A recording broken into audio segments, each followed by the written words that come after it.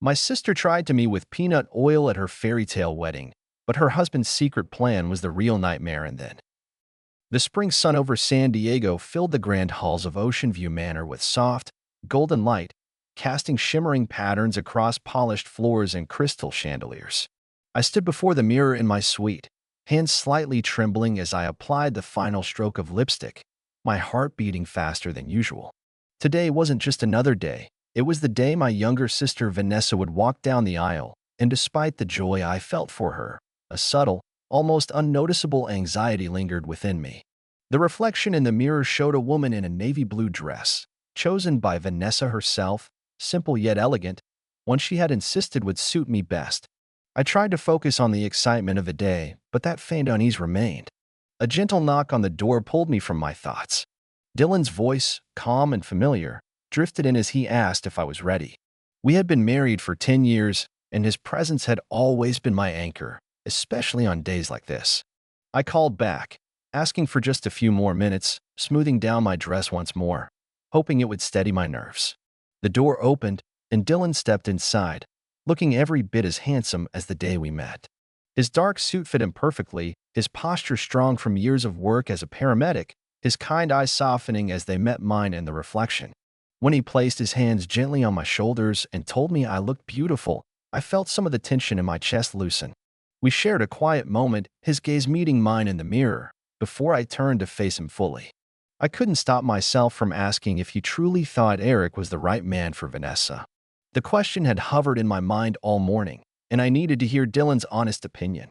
He reassured me with a warmth that only he could, telling me about the conversation he'd had with Eric at dinner the night before. He described Eric as sincere, thoughtful, and genuinely passionate about his restaurant. What stayed with me most was when Dylan mentioned the way Eric looked at Vanessa, with a tenderness that spoke volumes about his love for her. I wanted so badly to believe that this time, my sister had found someone worthy of her heart. Before we left for the chapel, I asked Dylan to go ahead without me. I needed a few private moments with Vanessa. He smiled gently, teasing that I shouldn't start crying too early or I'd ruin my makeup before the ceremony even began. He wasn't wrong. I'd always been the sentimental one in the family, the one who couldn't watch a touching film without reaching for a tissue. Today, I had a feeling my emotions would overflow long before the vows were spoken. Walking through the quiet hallway toward the bridal suite, I let my mind drift back over the years. As children, Vanessa and I couldn't have been more different. She was vibrant, outgoing, the kind of girl who drew people in effortlessly. I had always been quieter, more content with books and small gatherings. Our father had often praised Vanessa's charm, admiring how she could light up a room, while I was described as dependable and hardworking, though perhaps lacking her sparkle. Yet time and shared grief had a way of changing things. When our father passed 5 years ago, Vanessa and I found our way back to each other. The old sibling rivalries faded as we faced the hard realities of loss together, and since then, we had grown closer than I ever thought possible. I knocked gently on the door to Vanessa's suite and heard our mother's voice inviting me in. The sight that greeted me took my breath away. Vanessa stood in front of the window, her wedding gown bathed in sunlight. The delicate lace and soft satin of her dress seemed made for her, highlighting her natural beauty in a way that felt almost otherworldly. My voice trembled as I told her how beautiful she looked, and she turned, her face radiant with a happiness I hadn't seen in her in years. Our mother was fussing with the veil, her hands adjusting it with practiced care, and quietly remarked that our father must surely be watching over the day with pride from above. We stood together for a moment, the three of us, hands joined in silence, as the weight of the day settled around us. When it was time to head to the chapel, I slipped into my seat beside Dylan near the front. The chapel was breathtaking, decorated with lilies and white roses, the chandeliers scattering soft light across the guests who filled the room. I glanced at my mother, seated in the front row, dabbing at her eyes already, and I felt a pang of shared longing for our father's presence. The organ began to play, and as Eric took his place at the altar, I studied his expression, nervous yet filled with deep affection and determination. Then the bridal procession began. The bridesmaids moved gracefully down the aisle, but when Vanessa appeared on our mother's arm, the breath caught in my throat. She looked even more stunning than she had in the suite. The sacred atmosphere of the chapel, lending her an almost ethereal glow.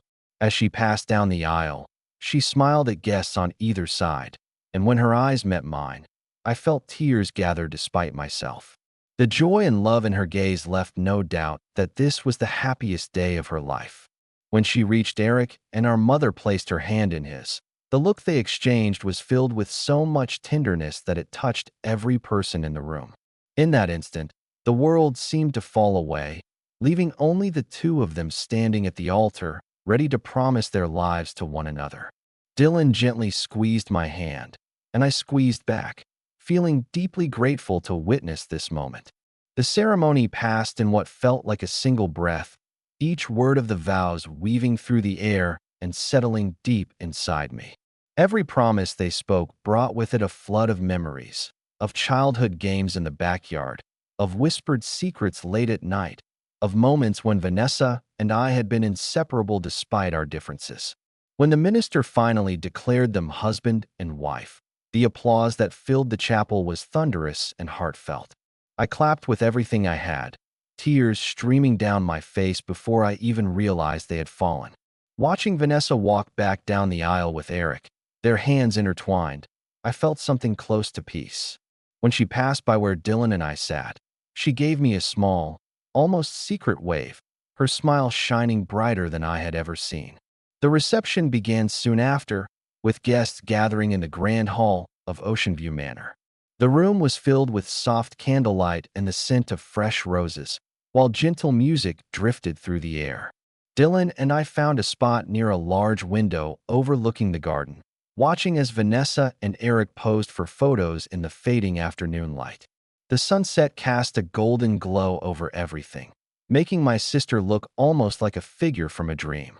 Dylan commented softly that the ceremony had been beautiful, and I nodded, feeling the tension that had been wrapped around my heart loosen just a little. Maybe, I thought, this would be the start of something good, something lasting for Vanessa. We spoke briefly with Eric's mother, who was warm and gracious in a way that immediately put me at ease. She expressed how thrilled she was to have Vanessa join their family, and I felt a flicker of hope that this new connection between our families might bring something positive for all of us. My mother soon came to stand beside us, her eyes still moist with tears, and she thanked us for being there, her voice thick with emotion as she spoke of how proud our father would have been. I held her hand tightly, wanting her to know that today was about more than the past. It was about Vanessa's future. Dylan added gently that he believed Vanessa and Eric would build a happy, loving life together. When it was time for dinner, the guests were led into the ballroom, where the tables glowed under the soft light of chandeliers.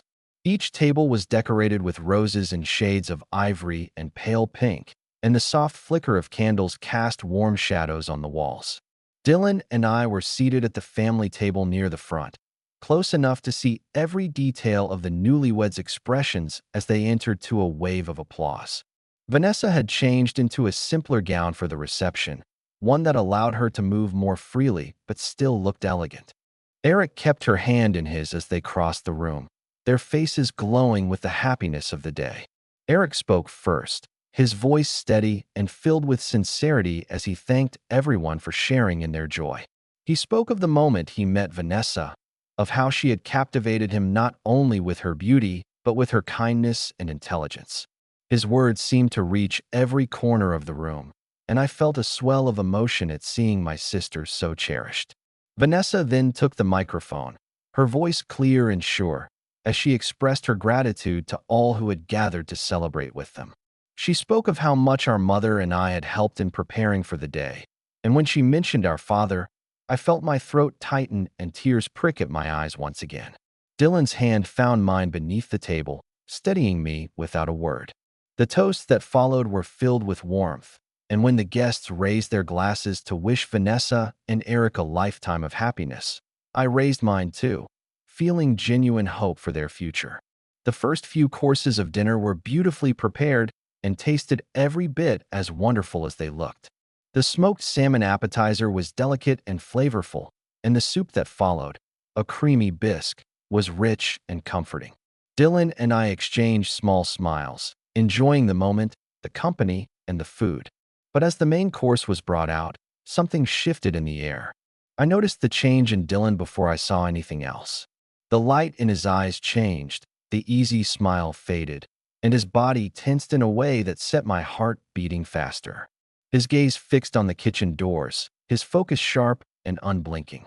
I followed his line of sight, but saw only waiters carrying the next course, their faces calm, their movements smooth. I asked softly if something was wrong, but Dylan didn't answer right away.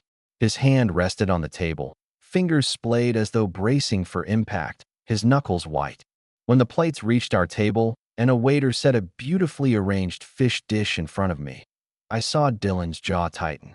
Other guests were admiring their plates, complimenting the presentation, but Dylan didn't look at the food. His eyes were on me, filled with a quiet urgency I didn't yet understand. Before I could lift my fork, he leaned in, his voice low and firm as he told me we needed to leave right now. The seriousness in his tone sent a chill down my spine, and though confusion swirled inside me, I didn't argue. Dylan rose first, his hand reaching for mine, guiding me away from the table, away from the room where laughter and music continued as if nothing was amiss. As we walked through the ballroom, across the lobby, and toward the elevator that would take us to the parking garage, my mind raced. I tried to make sense of what was happening, but nothing about the scene we had left behind made sense. The world felt off balance, like I had stepped into a dream where everything looked normal but wasn't. Dylan remained silent until we reached the car, his movements quick and focused as he unlocked the doors and started the engine. The quiet hum of the motor filled the space between us as we sat for a moment, the air thick with tension.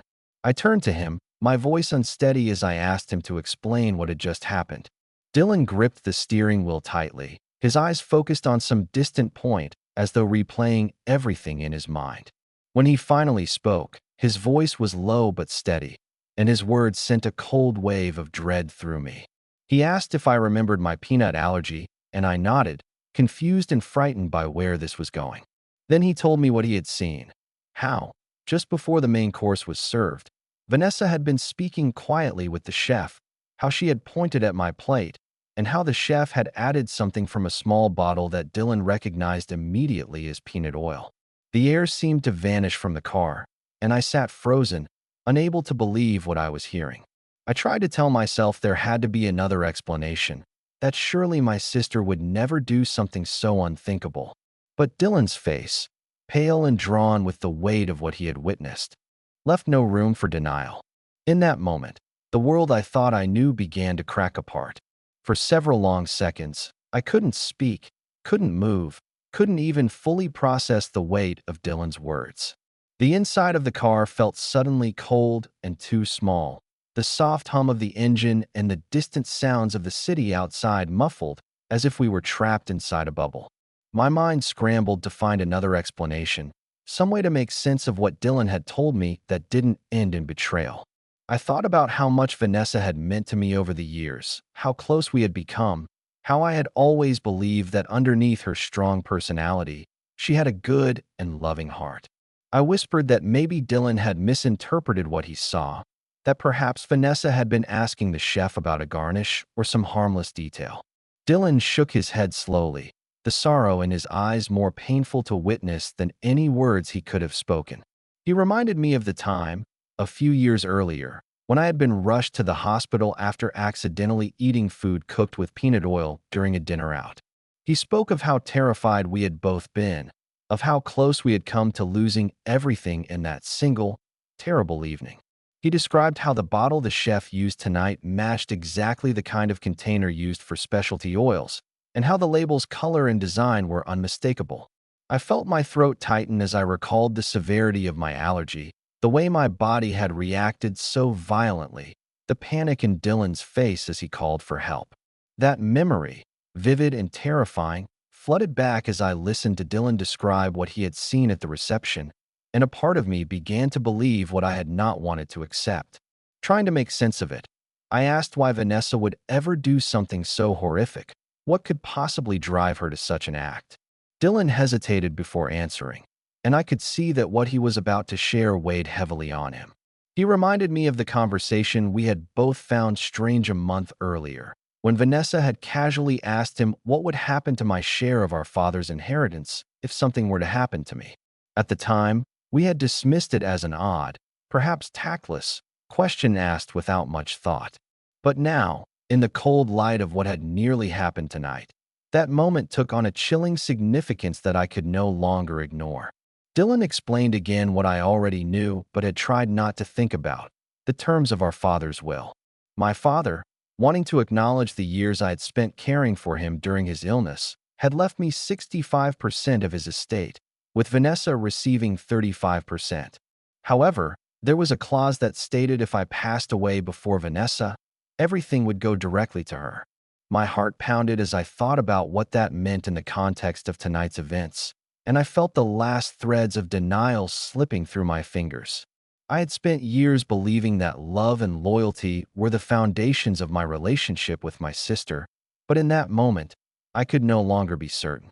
Dylan went on, his voice steady but filled with quiet fury, as he shared something else that now seemed impossible to ignore. He recalled how, during one of his brief conversations with Eric in the days leading up to the wedding, Eric had mentioned Vanessa's excitement about expanding their restaurant business. Eric had spoken of plans to open a second location, perhaps even a chain someday, and at the time, it had seemed like harmless enthusiasm. But now, when placed beside what had nearly occurred tonight, the timing felt far too convenient to be coincidence. I felt sick as I realized how easily the pieces fit together, how carefully the plan might have been laid. I stared out the windshield, unable to speak for a long moment, my mind racing with memories, doubts, and the terrifying possibility that my sister had seen tonight not as a celebration, but as an opportunity. Dylan reached for my hand, his grip firm and reassuring, promising me without words that he would protect me, no matter what happened next. I asked him quietly what we should do, my voice barely more than a whisper as I fought to keep the panic from rising too high. Dylan said the first step would be to report what had happened, anonymously, for now, to ensure that the hotel staff took immediate action to investigate. He spoke of documenting everything, of making sure that no detail of tonight was forgotten or overlooked, and of pursuing legal action if it became necessary. As he spoke, I felt a strange mix of grief and relief wash over me. Grief, because the sister I had loved, trusted, and believed in had shattered that trust in a way I could never have imagined. Relief, because Dylan had seen what I had missed, had acted quickly enough to save me, and had reminded me in this most painful of moments that true family isn't defined by blood, but by the people who stand beside you when everything else falls apart. I nodded, unable to find words, as Dylan started the car again, his focus now on getting us safely home so we could begin to process what had happened and figure out our next steps. The drive back felt surreal, the city lights blurring past as I stared out the window, trying to make sense of a world that no longer felt familiar. My thoughts tangled and twisted in on themselves, caught between heartbreak and anger, between the desire to understand and the need to protect myself. Dylan remained quiet, his concentration on the road, though every so often I felt his gaze flick toward me, checking that I was holding together. When we finally pulled into our driveway, the weight of the night seemed to settle fully on my shoulders, and I let out a breath I hadn't realized I'd been holding. Dylan turned off the engine and sat beside me for a moment longer, as if reluctant to break the fragile stillness that had enveloped us. Inside the house, the familiar surroundings offered little comfort, but the simple act of locking the door behind us made me feel a small measure of safety. Dylan went to the phone, making the call to the hotel while I sat at the kitchen table, my hands resting on its cool surface as I tried to steady my racing thoughts. I heard him speak calmly, clearly, explaining the situation without revealing our identities for now, ensuring that the hotel would begin looking into the matter immediately. When he hung up, he came to sit beside me, his presence as grounding as ever, and we began to talk quietly about how to proceed. We knew it wouldn't be easy, that confronting the truth would mean tearing apart what little remained of the bond one had with Vanessa. But as painful as that thought was, I understood that protecting myself and seeking justice had to come first.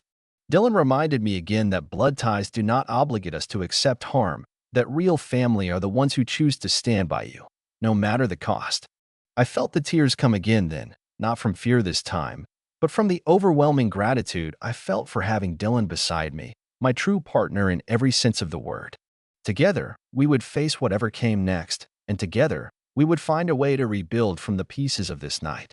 The hours that followed felt like an endless blur of phone calls, quiet conversations, and moments where I found myself staring at nothing, trying to piece together how everything had unraveled so quickly. Dylan stayed by my side through it all, his calm presence grounding me when my thoughts threatened to spiral out of control. The hotel had begun their investigation almost immediately after Dylan's call, and by the next morning, we learned that their security team had uncovered enough evidence to halt the wedding festivities under the official explanation of a food safety concern. From the outside, it must have looked like a simple case of a catering mishap, but I knew, as did Dylan, that what had actually occurred was something far darker. The hotel's security footage showed Vanessa speaking with the chef in hushed tones, pointing deliberately at my plate, confirming my seat number, and giving what appeared to be precise instructions. The chef, following her direction, retrieved a small bottle that matched the description of the peanut oil Dylan had recognized the night before. As much as I had tried to cling to some sliver of hope that this was all some terrible misunderstanding, seeing the evidence left no room for doubt. My heart broke in ways I didn't think possible as I watched my sister on that screen, so focused, so calculating, in a moment where she should have been filled with nothing but joy and love. What made it even harder to bear was the realization that the deception went deeper than I had first imagined. In the days that followed, more information came to light, including messages found on Vanessa's phone. These messages revealed discussions with Eric about plans for expanding their restaurant business, with specific references to funding that would come from my share of the inheritance. I read those messages with shaking hands, unable to believe how casually my life had been reduced to a line in a financial plan. It was as though I had been nothing more than an obstacle to be cleared from their path, and the betrayal cut deeper with every new detail that surfaced. Eric, to his credit, came to our home once the truth began to emerge, his face pale and drawn, his hands trembling slightly as he stood in our doorway.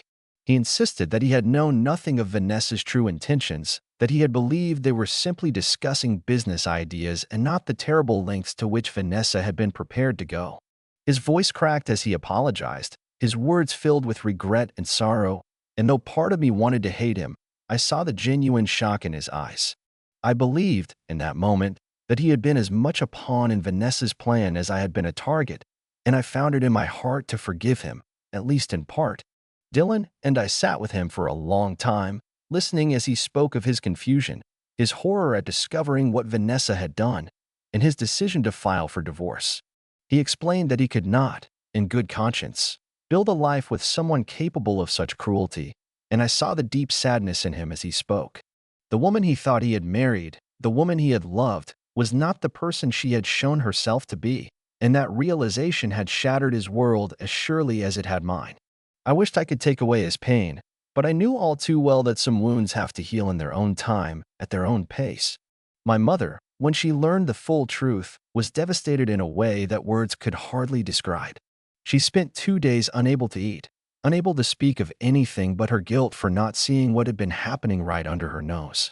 Through tears, she apologized again and again, telling me how she had failed to understand the depth of my devotion to my father during his illness, how she had relied too heavily on me without ever truly appreciating the sacrifices I had made. I tried to reassure her, to tell her that none of this was her fault, but I could see that the weight of regret was something she would carry for a long time. I held her close as she wept, knowing that we would need to lean on each other more than ever in the weeks ahead. Meanwhile, the authorities took swift action. Vanessa was charged with attempted murder, and though her lawyer tried to argue that she had acted out of temporary insanity brought on by stress, the evidence of premeditation was simply too strong. The security footage, the messages, the testimonies from the hotel staff, all of it painted a clear and damning picture of what had transpired. I did not attend any of the early hearings, choosing instead to focus on healing and rebuilding my sense of safety. Dylan handled much of the communication with our legal team, his steady hand guiding us through the complicated process of seeking justice while trying to protect what little remained of our family's dignity. Life slowly began to settle into a new rhythm, but the shadow of what had happened lingered over everything. I returned to work, finding solace in the familiar routines of my job and the quiet support of colleagues who offered kindness without prying into the details of my private heartbreak.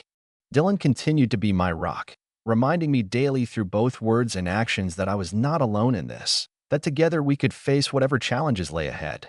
Friends and neighbors stepped in as well, offering small gestures of support that meant more than they could know. Meals left at our door, thoughtful notes, simple words of encouragement. In the midst of all this, I found myself thinking often about what it truly means to be family. Blood ties, I realized, are not what bind us most strongly.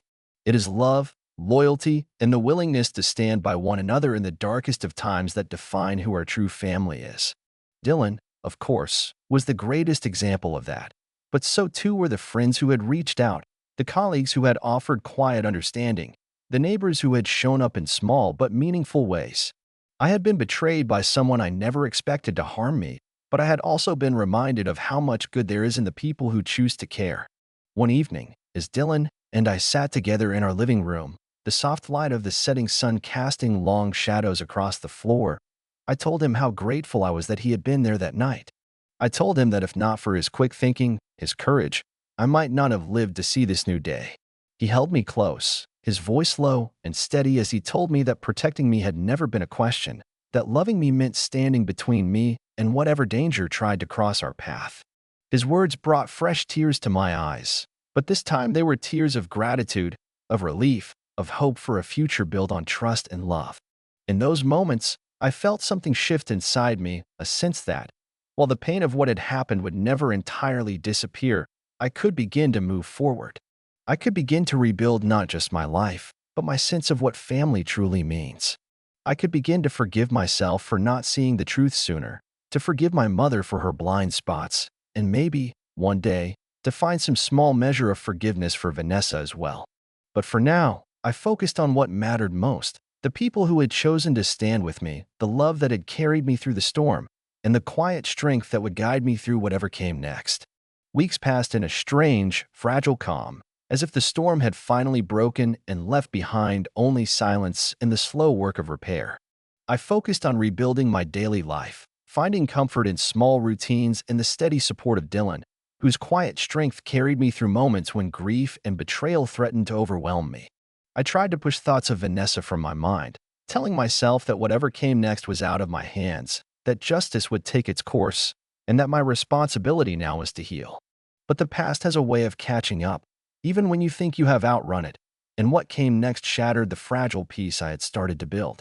One morning, as I was finishing my coffee and preparing to head to work, Dylan walked in from the front porch, holding an envelope in his hand, his expression tense and unreadable. He handed it to me without a word, and I took it, feeling a cold weight settle in my chest before I even opened it. Inside were printed copies of emails and messages, dozens of them, correspondence I had never seen, filled with language that made my skin crawl. They detailed plans not only for the expansion of the restaurant business but explicit discussions of how and when to secure the inheritance, references to my unfortunate accident, and the opportunity presented by the wedding. The most chilling part was that the sender of the envelope had included a note, just a few words typed at the bottom of the final page. It read, "You deserve to know the truth before it's too late. D." For a moment, I couldn't breathe, couldn't think, as I stared at those words and realized that Eric had sent this to me. My mind raced as I tried to make sense of it, as I tried to reconcile the man who had stood in my home, apologizing with tears in his eyes, with the man who had clearly been more involved than I could have imagined. Dylan read over my shoulder, his body tensing with each line, and when I looked at him, I saw the same dawning horror reflected in his eyes that I felt in my heart. The betrayal had gone even deeper than I thought, and what made it worse was knowing that Eric had positioned himself as a victim, had gained my sympathy, and had used that to cover his tracks while quietly slipping away. It became clear, as we pieced together what we were reading, that Eric and Vanessa had been in this together from the start. They had planned it all, each playing their part, each manipulating those around them to create the perfect scenario for what they believed would be an accident no one would question. And when it failed, when Dylan intervened and their plan fell apart, Eric had acted quickly to protect himself, casting Vanessa as the villain, stepping away from the wreckage while making himself look like another casualty of her deception. But this envelope proved otherwise, showed that he had been every bit as guilty, every bit as calculating, and that he had only turned on her when it became clear their scheme would be exposed. What chilled me most was realizing that Eric had vanished. In the days after his visit to our home, he had quietly packed up, left town, and disappeared without a trace. No one seemed to know where he had gone, not his family, not his former employees, not the mutual friends he and Vanessa had shared. It was as if he had erased himself from our lives entirely, taking with him whatever money Vanessa had managed to funnel into the joint account they had set up for their expansion plans. The inheritance they had plotted to claim through my death had slipped through their fingers, but Eric had found a way to walk away with something, leaving Vanessa behind to face the consequences alone. Dylan and I shared this discovery with the authorities, providing them with the envelope and its contents, hoping it would help build a clearer picture of what had truly happened. But with Eric gone, there was little they could do beyond issuing alerts and adding him to their list of persons of interest. It felt hollow, somehow, to know that the person who had helped orchestrate the plan to end my life was out there somewhere, free, while I remained behind to pick up the pieces of what he and Vanessa had tried to destroy. Yet even in that, I found a strange kind of closure. The truth was out now, every dark corner of their plot illuminated for all to see, and with that truth came the ability to finally, truly begin moving forward. I spent the weeks that followed focusing on the people who mattered, the people who had proven their loyalty and love in the moments that counted. Dylan remained my greatest source of strength, his quiet determination to protect and support me reminding me daily of what it meant to have a partner who truly stood beside you. My mother and I grew closer as well, our shared grief over what had happened drawing us together in ways that words could never fully capture. Friends, neighbors, colleagues, all of them continued to offer support in small, meaningful ways, helping me rebuild my trust in the goodness of people, piece by piece. One afternoon, as Dylan and I sat together on the back porch watching the sun dip below the horizon, I felt a sense of peace that had been absent for far too long. The air was warm, the sky streaked with soft pinks and oranges, and for the first time in what felt like ages, I allowed myself to believe that the worst might truly be behind us. Dylan took my hand in his fingers lacing through mine, and told me that no matter what the future held, we would face it together. His words settled over me like a promise, and I felt my heart begin to heal, slowly but surely. That night, as I lay in bed, listening to the quiet sounds of our home, I thought about Vanessa and Eric, about the choices they had made, and about the path they had chosen, a path that had led only to destruction and loss.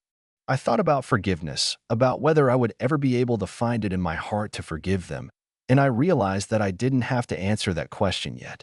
Some wounds take longer to close, and some betrayals require time and distance before they can be examined without pain. For now, it was enough to know that I had survived, that I was safe, and that the people who truly loved me had never left my side. The unexpected twist in all of this, the thing I could never have seen coming, was that Eric's betrayal, as terrible as it was, had given me the final piece of clarity I needed. It forced me to let go of the last shreds of doubt, the last remnants of hope that perhaps Vanessa's actions had been some terrible mistake. It showed me, in the starkest terms possible, that not everyone who stands beside you claims that place out of love. Sometimes, they stand there only because they are waiting for the right moment to strike. But it also reminded me that true strength comes from recognizing that truth and choosing, every day, to surround yourself with those who prove their loyalty through actions, not words. In the months that followed, I began to rebuild my life in earnest, drawing closer to the people who had shown me what real family means. I focused on my work, on my home, and most importantly, on the quiet, unshakable bond once shared with Dylan. Together, we moved forward, one step at a time, leaving behind the shadows of betrayal and choosing, every day, to live in the light of trust, love, and hope.